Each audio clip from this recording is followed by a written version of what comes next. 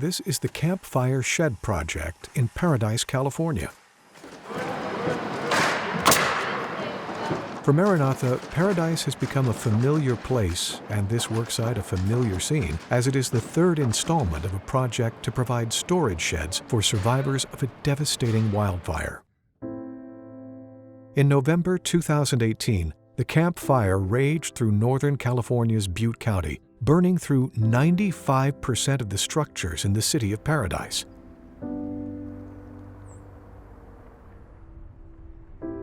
Most of the 26,000 residents lost their homes. 85 people lost their lives.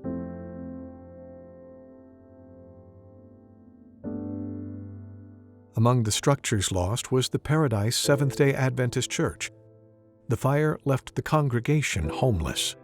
Yet the church's first response was to serve their community with food, clothing, furniture, water, and storage sheds, a place for survivors to store their things as they rebuilt their lives. Paradise Church asked Maranatha to partner in building sheds. The church would find the funding and Maranatha the volunteers. So in November 2019, the Camp Fire Shed Project launched, welcoming nearly 400 volunteers, 202 sheds, media attention, immense accolades. The project was a total success, a success that called for an encore. So after the first project that we completed in November, we received over 900 applications of requests for sheds. We only had 200 to give out. So we obviously saw that there was still a huge need in the community. And during the first project, it had been suggested to us of maybe you should try for more. Joelle oversees outreach programs for the Paradise Adventist Church. She worked closely with Maranatha to organize the Shed Project. You know, we were really blessed the second time because we had experience. So it was good and bad. We knew more what to expect, but at the same time we weren't as naive. And so we worked really hard. We were able to get a lot of other people helping in the process. And so going through the second round, we were obviously better prepared had everything gone normally, had everything gone according to plan. My fellow Americans, tonight I want to speak with you about our nation's unprecedented response to the coronavirus outbreak that started in China and is now spreading throughout the world. Today, the World Health Organization officially announced that this is a global pandemic. With the president's announcement came travel bans and restrictions. One by one, Maranatha volunteer projects were canceled or postponed, including the Paradise Shed Project, scheduled for the spring. We were planning to be here in April, but instead, because of COVID and the virus, we postponed the project, and now we're here in, August? So Shed Project number 2, now set in summer, started with fewer volunteers, which meant less production. The original scope to build 400 sheds dropped to 150, but even that goal was being threatened. So the first challenge that we have here on the project was dealing with the coronavirus and the regulations that there are about distancing and wearing masks and things like that, because we have volunteers coming from many different locations, and we let them know what the regulations, what the requirements are in California, and working with those. We're eating outdoors, we're having our worships outdoors, and the places where we're staying, we're trying to keep everybody separated so that we all stay healthy. The second challenge that we faced, that was a large challenge, was the fire nearby in Oroville. There was a large fire in the area, and we got to work here on Wednesday morning getting ready to set up, and the sky was dark. We were using flashlights and headlamps to see.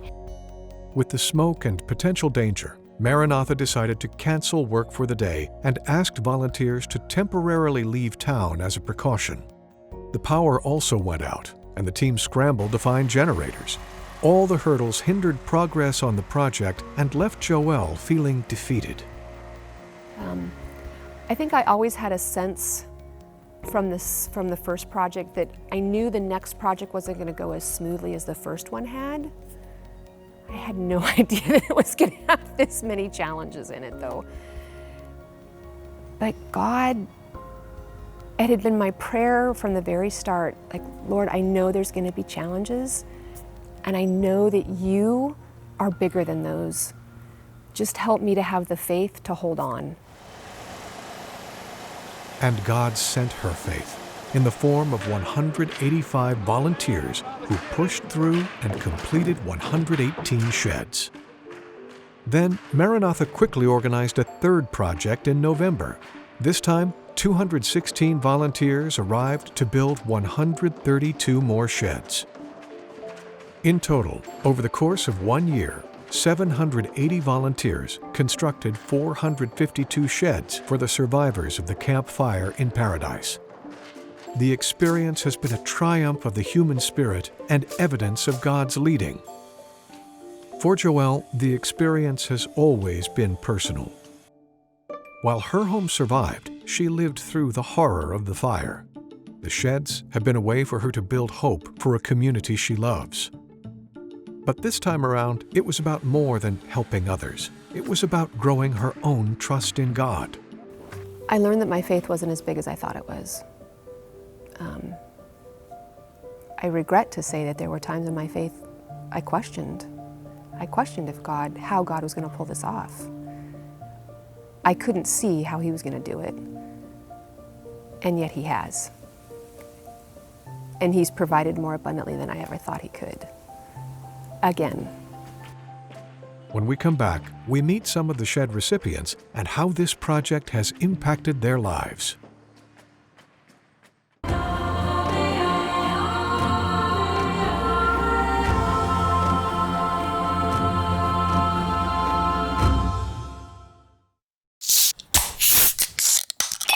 Some companies spend millions of dollars to bring you these sounds and images.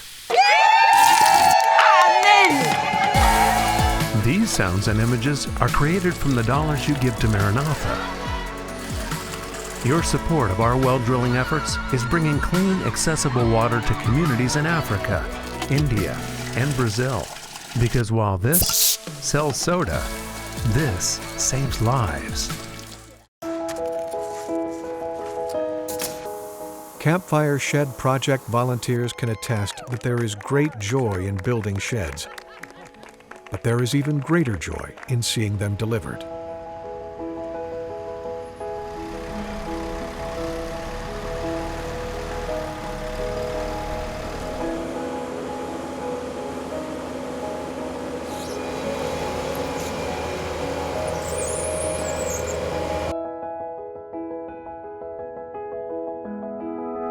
More than a year after the fire ravaged Jamie Johnson and Rick Clark's home, they have a new house in Paradise.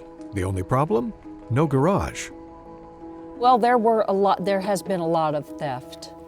And you know, and when you don't, you know, if you've got your little plot of land, you know, or your place where you want to be, and it's just land, and your house won't be delivered for a year or, you know, 9 months. In our case, I guess it was, about a year. You know, the shed is the most important thing, really. I knew that we wouldn't be able to afford, after all of this, after having to, put out so much money to come home, we wouldn't be able to afford a shed. So, and you just can't keep shovels and things in your bedroom. It's just not it's not very comely. You do the honors. Little stiff. Wow! Oh man! I'm moving in. Oh wow! You could live in this. Wow! Wow. Wow, we can build all kinds of shelves and stuff. Oh, Here, let's go in. Pop in. I am really honored and blown away by the generosity and the thought, that went into this, because you knew that people would have nowhere to put things like that. And a lot of people actually had sheds on their land before they had anything else. So it tells you how important it is. And I appreciate it so much. Thank you. For some of the shed recipients, Maranatha's project inspired them to do more than receive. Some were inspired to give back. This is Karen Smith. She's been working on the third installment of the shed project. I heard about this project through social media. I'm here because just recently, about a month ago, I received my shed, and I was overwhelmed with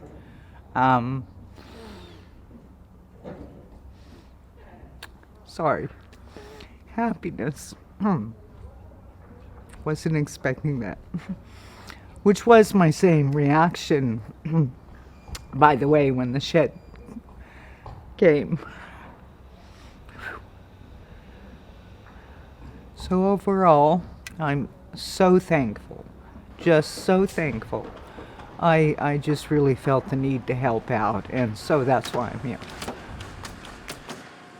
Karen, who lost her home in the fire, says her shed has already been a big blessing. Now, the Maranatha Project is offering her a different kind of blessing through her fellow volunteers. It's been wonderful, really, really wonderful. And I had no idea how many helpful people in the organizations that there are. It's been overwhelming with kindness from people. Extremely good for my health. And I just wouldn't feel right without giving of myself to help others in need.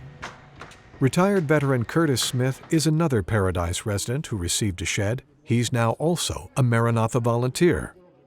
Well, I'm choosing to do something, and something good. Being alone with all the COVID and so on around, I'm locked in my house, and depression was setting in. So I knew that I had to get out. And when this came along, I came down here and it just fit. Everything was good. I like the people here. I mean, it's almost like going to church. Good people, good religion. Just great place to work, great people to work with. Carrie Max is also a survivor of the camp fire. So I heard about getting a shed last year, 2019, and I think I saw it on Facebook or something like that. And it also asked if we wanted to help. Well, I used to be a flooring contractor, and so also this whole fire has created a lot of depression and sadness.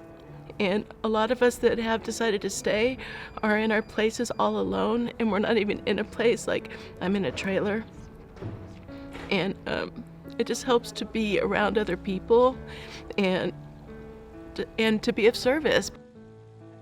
So Carrie started coming to the job site to help. Then she eventually received a shed. It's a space that she's put to great use. What's more, it's a space to remind her of the good in people. And there's a sign on it too saying all the people that were involved. So that's even like when I'm having a bad day, it's like, well, all those people love me. From building sheds to receiving them, Carrie has loved being part of the Maranatha experience. Active service has been mandatory to help us heal. If we stay in our little story, we go tumbling down this little hole of sadness and depression. And so it's just very important to be of service and to see things lifting and coming up and coming out. I'm still in a little teeny trailer, and don't know where that's gonna go, but it's given us the opportunity to just be still and just see everyone and be seen. It's just been a gift, them showing me what love is and what love looks like. When we come back, we meet a volunteer who fell away from his church but found his way back to God in Paradise.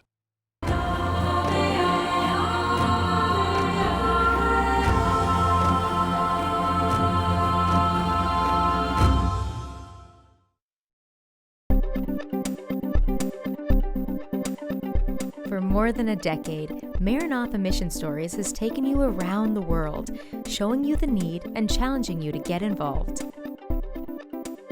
Now we're introducing new ways for you to stay informed and inspired about the mission. Watch your favorite episode of Maranatha Mission Stories, as well as other Maranatha videos on your Apple TV.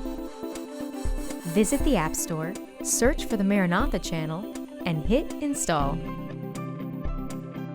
You'll have access to all of our latest video content, and you can watch anytime. Our videos are available on demand 24 hours a day. Our content can also be viewed on Roku and Amazon Fire TV. The Maranatha Channel, bringing mission adventures to your living room.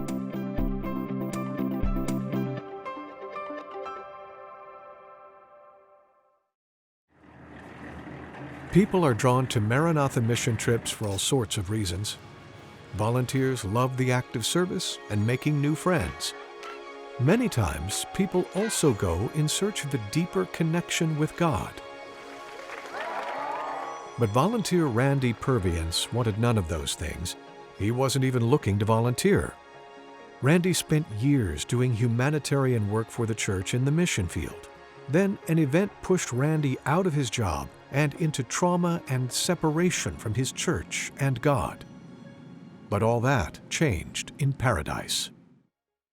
Doing humanitarian work, especially field-based, there's a constant exposure to trauma, other people's trauma, and it can be traumatic. You can experience traumatic things yourself.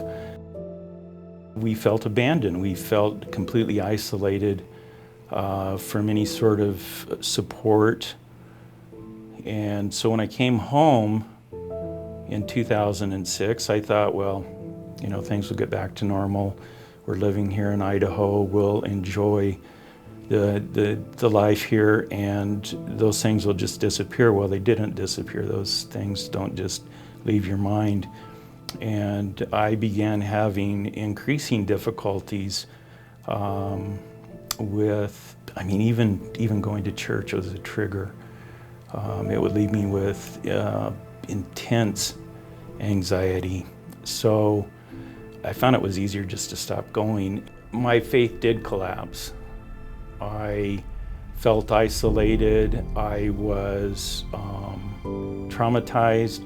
I was eventually diagnosed with PTSD, a debilitating PTSD. I would say that God and I were not on close speaking terms for quite a while. He may have been talking to me, but I couldn't hear him.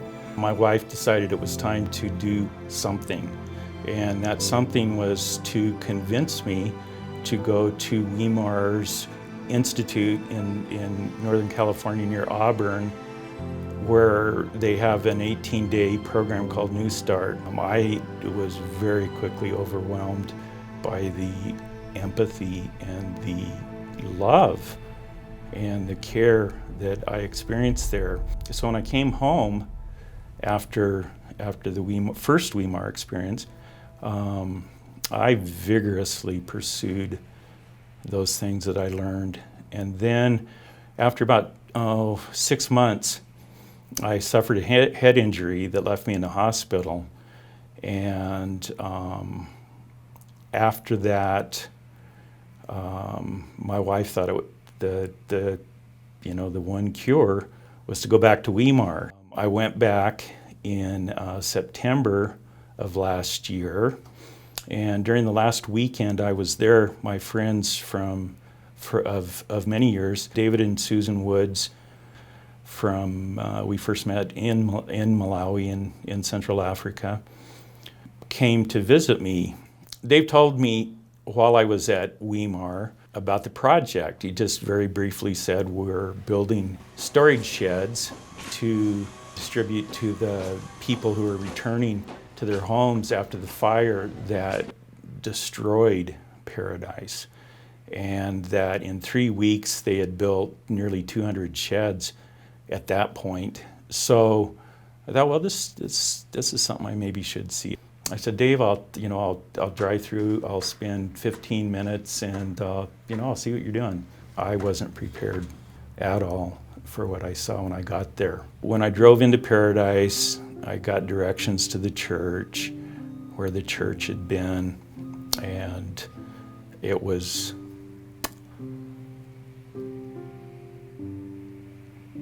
it's hard to put it to words, but maybe the most amazing act of worship I've ever seen. In that burned down church parking lot,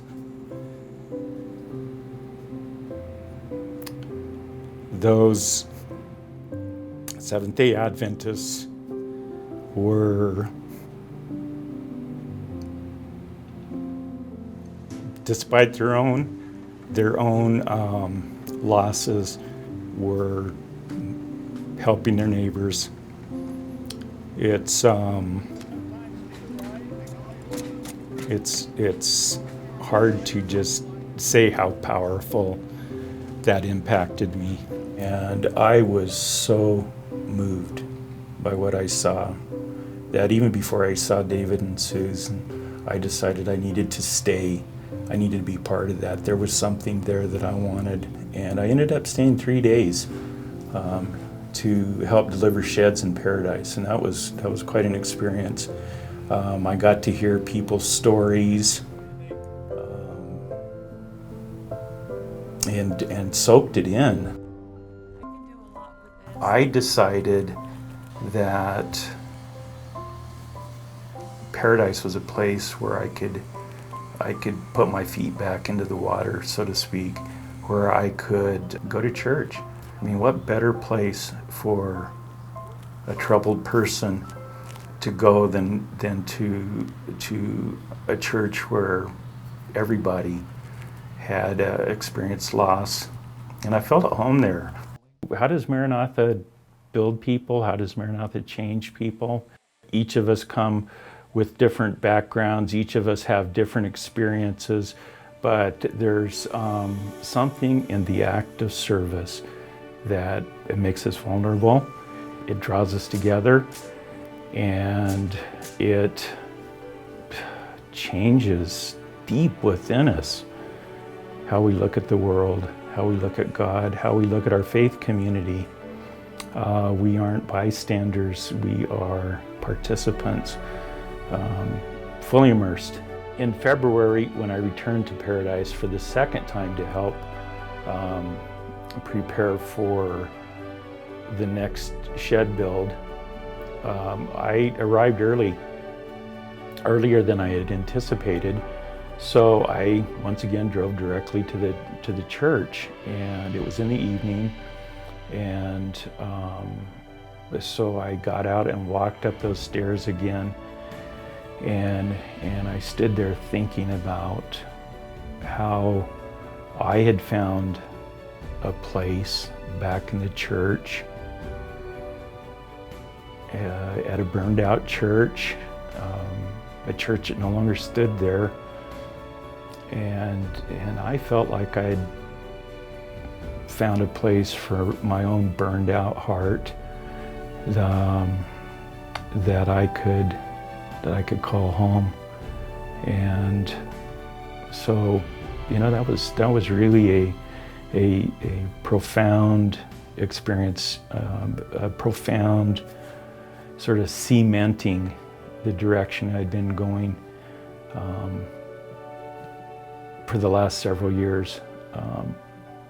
Just piece by piece, argument by argument, my resistance was melted down. And so I knew standing there that I was coming home. Randy's story, along with everyone else's testimonies heard on today's program, offer evidence of how this simple act of service can change a life on multiple levels. Make the It can provide security and shelter. It can give new purpose. It can reveal our vulnerability while boosting our faith. It can reconnect us to the things we've lost and remind us of the mission that belongs to us all. Service is God's love in action, changing lives, even yours.